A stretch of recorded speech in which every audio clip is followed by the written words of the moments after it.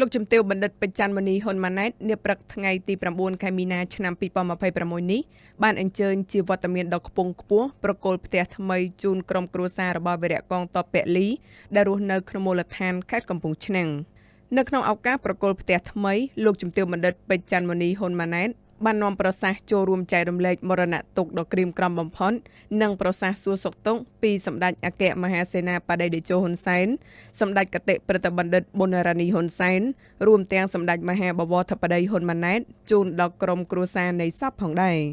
ទន្ទឹមនឹងនេះលោកជំទាវបណ្ឌិតបាននាំយកមកជាមួយនៅអំណោយរបស់សម្ដេចធិបតីនិងលោកជំទាវបណ្ឌិត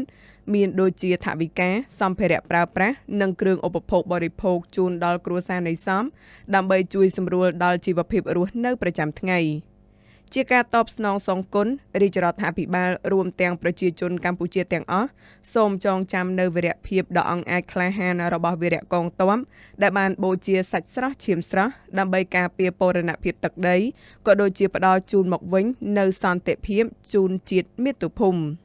សូមបញ្ជាក់ថាសម្ដេចធិបតីបានដាក់ចេញនូវគោលនយោបាយនិងយន្តការជាច្រើនដើម្បីជួយសម្រួលដល់ក្រុមគ្រួសាររបស់យុទ្ធជនពលី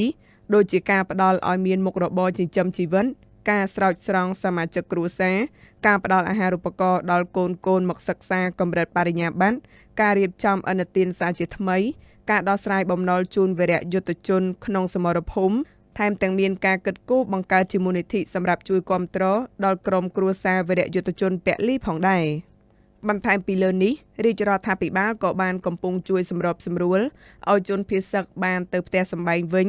ការជួយដោះស្រាយហេដ្ឋារចនាសម្ព័ន្ធការជួយបោសសម្អាតអាវុធគ្រឿងយុទ្ធភ័ណ្ឌមិនទាន់ផ្ទុះនិងការស្ដារជីវភាពរស់នៅប្រចាំថ្ងៃជាដើម។